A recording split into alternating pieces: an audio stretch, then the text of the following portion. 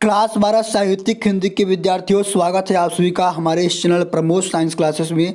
प्यारे बच्चों, साहित्यिक हिंदी का पेपर है जो क्लास 12 के विद्यार्थियों के लिए बहुत इंपॉर्टेंट है। मेरे प्यारे बच्चों, यदि आप इस वीडियो को शुरू से अंत तक देते हैं तो मैं इस बात की गारंटी करता हूं कि आप सब साहित्यिक हिंदी में 95 प्लस जरूर लाएंगे।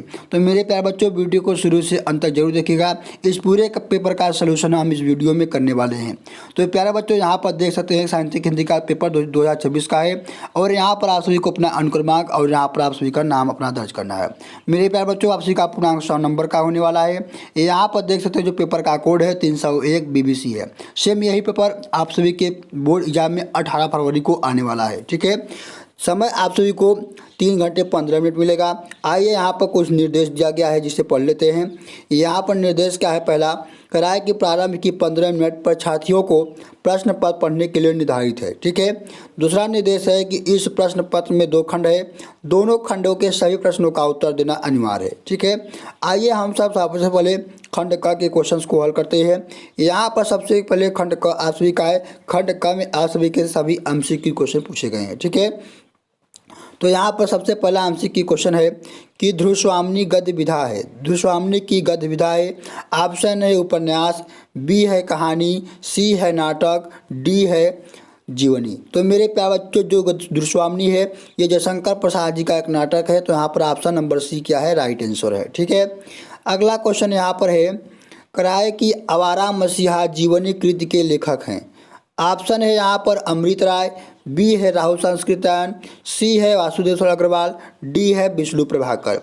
तो मेरे प्यारे बच्चों, आवारा मसीहा जीवनी के लेखक विष्णु प्रभाकर जी हैं। ऑप्शन नंबर डी यहाँ पर क्या है? राइट आंसर है। ठीक है, अगला यहाँ पर क्वेश्चन है मेरे प्यारे बच्चों तीसरा वाला, किराए की आचार्य हजारी प्रसाद द्विवेदी द्वारा लिखित कृति नहीं है। लिखित कृति नहीं है। ऑप्शन है यहाँ पर कल्पलता, कबीर, हिंदी साहित्य की भूमिका, कल्पवृक्ष। तो मेरे प्यारे बच्चों, यहाँ पर जो आप सभी के कल्पलता है ये भी हजारी प्रसाद द्विवेदी का है, कबीर ये भी हजारी प्रसाद द्विवेदी का है और हिंदी साहित्य की भूमिका ये भी हजारी प्रसाद द्विवेदी का है।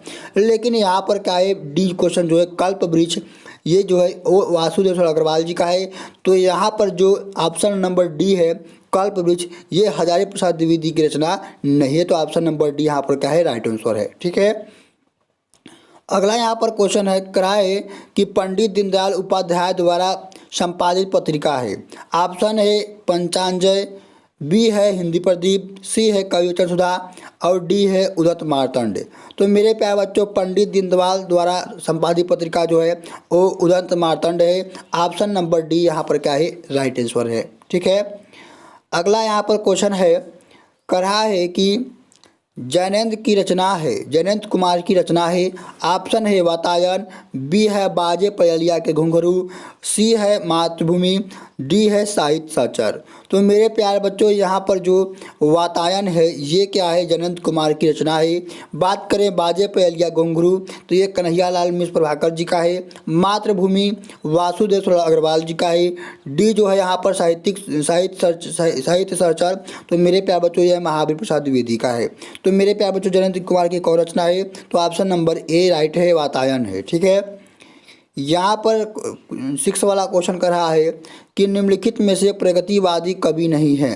तो मेरे प्यारे बच्चों, ऑप्शन है त्रिलोचन शास्त्री, यहाँ पर बी है नागार्जुन, सी है केदारनाथ अग्रवाल, डी है गिरिजा कुमार माथुर।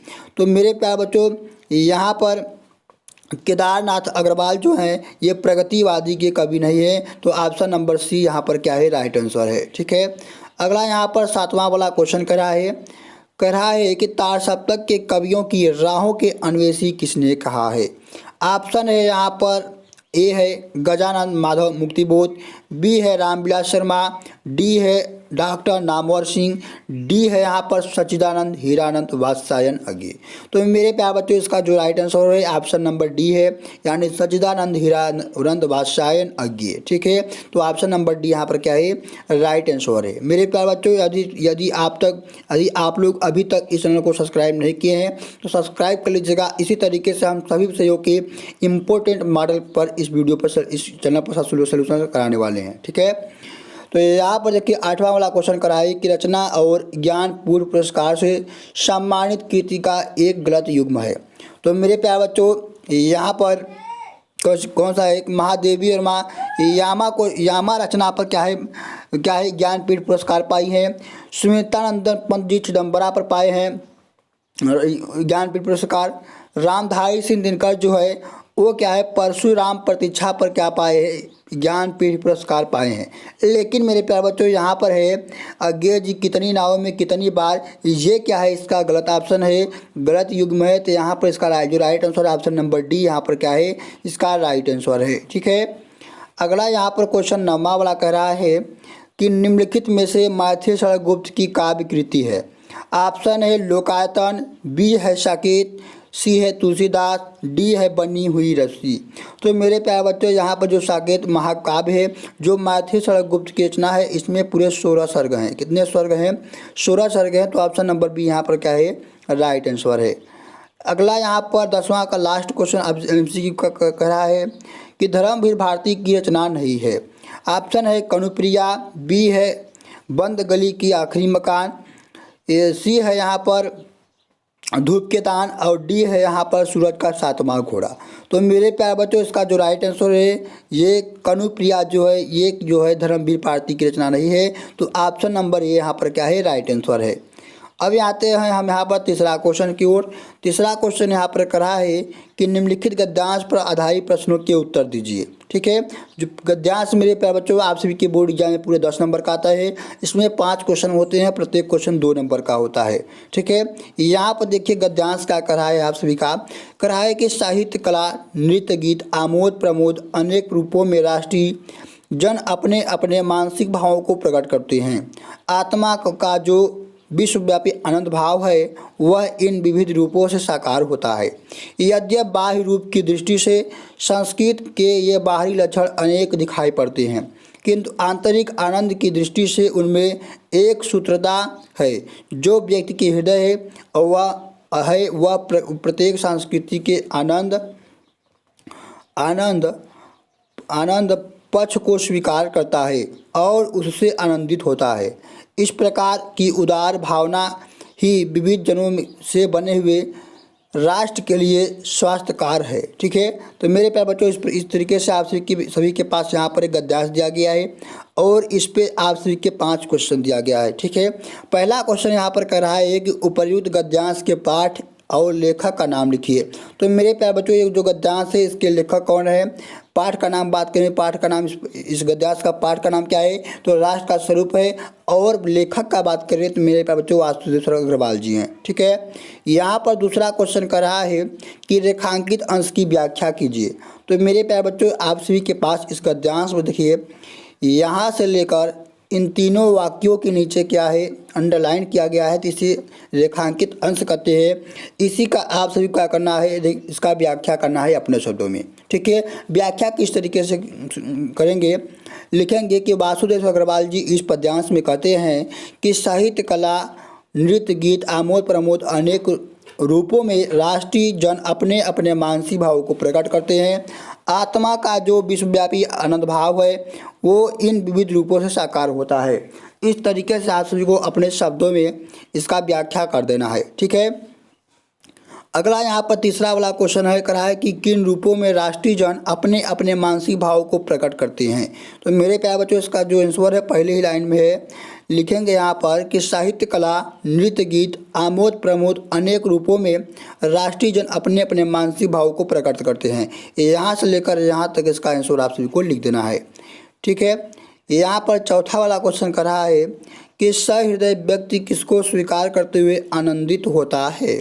तो मेरे प्यारे बच्चों इसका आंसर आप सभी को यहाँ पर दिया गया है, यहाँ पर दिया गया है। क्या लिखेंगे यहाँ पर? अगला यहाँ पर देखिए क्या लिखा हुआ है कि जो व्यक्ति सहृदय है वह प्रत्येक संस्कृति के आनंद पक्ष को स्वीकार करता है और उससे आनंदित होता है। इस प्रकार इसका आंसर आप सभी को लिखना है।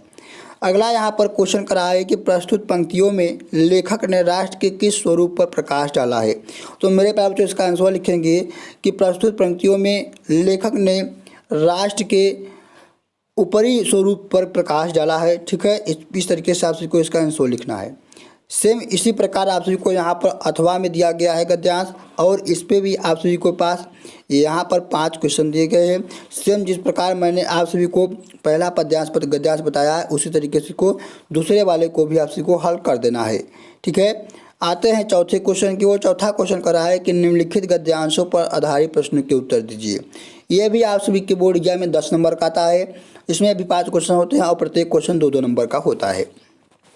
आप सभी का यहाँ पर पद्यांश कह रहा है कि निकष कमंडल तय उमंड नवमंडल खंडति, धाई धार अपार वेग सौ वायु बिहति, भयो घोर अति शब्द धमक सौ त्रिभुवन तरजे, महामेघ मिल मनहु एक संगय सब गर्जे। ठीक है, तो इस प्रकार से आप सभी के पास यहाँ पर पद्यांश दिया गया है और इसमें भी आप सभी के 5 क्या दिए गए क्वेश्चन दिए गए हैं। ठीक है, पहला यहाँ पर क्वेश्चन आप सभी का कह रहा है कि उपर्युक्त पद्यांश का संदर्भ लिखिए। तो संदर्भ लिखने के लिए आप सभी को इस पद्यांश का आप सभी के पास पाठ का नाम पता होना चाहिए और आप सभी को पाठ का लेखक का नाम पता होना चाहिए। तो मेरे प्यारे बच्चों, जो पद्यांश है ये आप सभी का जगन्नाथ दास रत्नाकर के मेरे प्यारे बच्चों उद्धव प्रसंग से लिया, यानी गंगा अवतरण से लिया गया है। ठीक है, तो आप सभी इसका लिखेंगे संदर्भ के प्रस्तुत पद्यांश हमारी पाठ्य पुस्तक हिंदी के पद्य खंड में संकलित गंगा अवतरण से लिया गया है। इसके रचयिता कौन है? जगन्नाथ दास रत्नाकर जी हैं। ठीक है, इस तरीके से आप सभी को यहाँ पर लिखना है। दूसरा क्वेश्चन कराया कि प्रस्तुत पद्यांश में गंगा कहाँ से निकली है। तो मेरे प्यारे बच्चों यहाँ पर देखिए लिखा है कि निकष कमंडल उमर नवमंडल खंडत। तो मेरे प्यारे बच्चों नवमंडल से क्या है? गंगा जी निकली हुई हैं। ठीक है, इस प्रकार से अगला यहाँ पर क्वेश्चन है कर रहा है कि रेखांकित अंश की व्याख्या कीजिए। ठीक है, तो आप सभी के पास देखिए यहाँ पर दिया गया है रेखांकित अंश, इसका आप सभी को अपने शब्दों में व्याख्या कर देना है। अगला यहाँ पर कहा है कि त्रिभुवन शब्द में कौन सा समास है। तो मेरे प्यारे बच्चों यहाँ पर देख सकते हैं कि त्रिभुवन है। त्रिभुवन का मतलब कि 3 भवन। ठीक है, यानी 3 भवन का समूह। तो इसमें प्यारे बच्चों कौन सा समास है? द्विगु समास है। कौन सा समास? द्विगु समास है। ठीक है, तो इस तरीके से आप सभी को इसका आंसर लिखना होगा। ठीक है, अगला यहाँ पर देखिए कौन सा कहा है कि महामेघ मिलहि मनहु। ठीक है, एक संगय सब गर्जे में कौन सा अलंकार है। तो मेरे प्यारे बच्चों आप सभी को पता है कि जन जानो मनहु मानो, ये जो शब्दवाचक होता है ये उत्प्रेक्षा अलंकार का शब्दवाचक है। तो इसमें कौन सा अलंकार है? उत्प्रेक्षा अलंकार है। ठीक है, इस प्रकार से आप सभी को यहाँ पर इसका आंसर देना होगा। अगला देखिए यहाँ पर अथवा दिया गया है, इसमें भी आप सभी के पास सेम उसी प्रकार से इसका भी आंसर देना है। इसमें भी पूछ रहा है कि पद्यांश के शीर्षक और पाठ कवि का नाम लिखिए। तो मेरे प्यारे बच्चों आप सभी को बता देता हूँ कि ये जो शीर्षक लिया गया है, यानी ये जो पद्यांश लिया गया है, ये मैथिली महादेवी वर्मा के गीत से लिया गया है। ठीक है, तो पाठ का नाम लिखेंगे गीत और कवि का नाम लिखेंगे महादेवी वर्मा जी लिखेंगे। ठीक है, अगला देखिए यहाँ पर आप सभी का 5वां वाला क्वेश्चन कर रहा है कि निम्नलिखित में से किसी एक लेखक का साहित्यिक परिचय देते हुए उनकी प्रमुख कृतियों का उल्लेख कीजिए। अधिकतम शब्द सीमा 80 शब्द। आप सभी के पास यहाँ पर 3 लेखक दिए गए हैं। हरिशंकर प्रसाद जी हैं, आचार्य हजारी प्रसाद द्विवेदी जी हैं और पंडित दीनदयाल उपाध्याय जी हैं। ठीक है, तो आप सभी के पास तीनों में से किसी एक लेखक का साहित्यिक परिचय लिखना होगा। यहाँ पर देखिए आप सभी के पास कह रहा है कि निम्नलिखित कवियों में से किसी एक कवि का साहित्यिक परिचय देते हुए उनकी प्रमुख कृतियों का उल्लेख कीजिए। सेम उसी प्रकार आप सभी के पास यहाँ पर 3 कवि दिए गए हैं। तीनों कवि में से किसी एक कवि का आप सभी को यहाँ पर साहित्यिक परिचय लिखना होगा। ठीक है, अगला यहाँ पर क्वेश्चन है आप सभी का 6वां वाला कि लाटी बहादुर कहानी की कथा वस्तु लिखिए। अधिकतम शब्द सीमा 80 शब्द, या फिर आप सभी के पास यहाँ पर अथवा दिया गया है कि पंचलाइट कहानी की कथा वस्तु लिखिए। तो आप सभी को कहानी तैयार कर लेना है। ठीक है, 7वां यहाँ पर क्वेश्चन है कि स्वपठित खंडकाव्य के आधार पर किसी एक खंडकाव्य के एक प्रश्न का उत्तर लिखिए। तो मेरे प्यारे बच्चों आपके इलाके में जो भी खंडकाव्य चलता होगा आप सभी को उसी का उत्तर देना होगा। ठीक है, आप सभी के पास यहाँ पर खंड ख स्टार्ट होता है। खंड ख में यहाँ पर आप सभी का 8वां का क वाला क्वेश्चन कर रहा है कि निम्नलिखित संस्कृत गद्यांशों में से किसी एक का सात संदर्भ हिंदी में अनुवाद कीजिए। मेरे प्यारे बच्चों आप सभी के बोर्ड एग्जाम में जो संस्कृत का गद्यांश आता है वो 7 नंबर का होता है। 2 नंबर आप सभी को संदर्भ लिखने को मिलते हैं और 5 नंबर आप सभी का हिंदी में अनुवाद करने मिलते हैं। तो यहाँ पर देखिए लिखा है कि साहित्य संस्कृत साहित्य संस्कृत साहित्यम सरसम व्याकरणम च सुनिश्चितम तस्य गद्ये पदे च ललित्यम भाववर्धनम सामर्थ्यम अद्वितम श्रुति माध्यम च वर्तते। ठीक है, तो इस प्रकार से आप सभी को इसका क्या करना है, हिंदी में अनुवाद कर देना है। बात करें ये किस पाठ से लिया गया है, तो मेरे प्यारे बच्चों ये आपकी संस्कृत भाषा या मतों से लिया गया है। ठीक है, अगला यहाँ पर देखिए आप सभी को पास सेम इसी प्रकार से यहाँ पर भी दिया गया है, तो इसका भी आप सभी को अपने शब्दों में इसका हिंदी में अनुवाद कर देना है। यहाँ पर ख वाला क्वेश्चन करा है कि निम्नलिखित संस्कृत श्लोक में से किसी एक का शासन हिंदी में अनुवाद कीजिए। तो आप सभी के पास यहाँ पर 2 श्लोक दिया गया है, इसका आप सभी को क्या करना है, हिंदी में अनुवाद करना है। जैसे है कि उदेत सविताम ताम्र अस्ताम एव अस्तमेश च संपत्तौ च विपत्तौ च महताम एक रूपता। ठीक है, यानी उदित माने उदित होने के समय, समिताम माने सूर्य, ताम्र अस्ताम माने लाल होता है, एव माने एव, अस्तमित माने अस्त होने के समय, च माने और, संपत्तौ माने सुख में, च माने और, विपत्तौ माने दुख में, च माने और, महताम माने महान लोग, एक रूपता माने एक रूप होते हैं। यानी सूर्य उदित होने के समय लाल होता है और अस्त होने के समय भी लाल होता है। सेम उसी प्रकार महान लोग दुख में और सुख में एक रूप होते हैं। ठीक है, इस प्रकार से आप सभी को इसका हिंदी में अनुवाद करना होगा। 9वां वाला क्वेश्चन करा है कि निम्नलिखित प्रश्नों में से किन्हीं 2 प्रश्नों के संस्कृत में उत्तर दीजिए। तो आप सभी के पास यहाँ पर 4 संस्कृत में क्वेश्चन दिए गए हैं, इसका क्वेश्चन का आंसर आप सभी को संस्कृत में ही देना होगा। ठीक है, अगला यहाँ पर 10-11 वाला क्वेश्चन करा है कि बीज रस यानी रस धन अलंकार से है। तो रस धन अलंकार यदि आप सब अभी तक तैयार नहीं किए हैं तो आप सब हमारे इसी चैनल पर जाइए, रस धन अलंकार की एक वीडियो पड़ी हुई है, वहाँ से जाकर आप सब रस धन अलंकार तैयार कर लीजिए। ठीक है, यहाँ पर 11वां वाला क्वेश्चन करा है कि निम्नलिखित में से किसी एक विषय पर निबंध लिखिए। ठीक है, तो मेरे प्यारे बच्चों आप सभी के पास यहाँ पर 5 निबंध दिए गए हैं, 5 में से किसी एक का निबंध आप सभी को तैयार कर लेना है। ठीक है, तो इस तरीके से मेरे प्यारे बच्चों पूरे पेपर का सोल्यूशन आप सभी को करके जाना है। ये पेपर आप सभी को पूरे 18 फरवरी को देखने को मिलेगा। तो मेरे प्यारे बच्चों इस पेपर का यदि आप PDF पढ़ना चाहते हैं तो आप हमारे टेलीग्राम चैनल पर जाइए, वहाँ से इस पेपर का जो PDF है आप डाउनलोड कर लीजिए। ठीक है, तो इसी तरीके से हर विषयों का पेपर पाने के लिए हमारे चैनल को सब्सक्राइब करके रखिए। तो धन्यवाद मेरे प्यारे बच्चों, मिलता हूँ अगली वीडियो में एक नए टॉपिक के साथ। जय हिंद।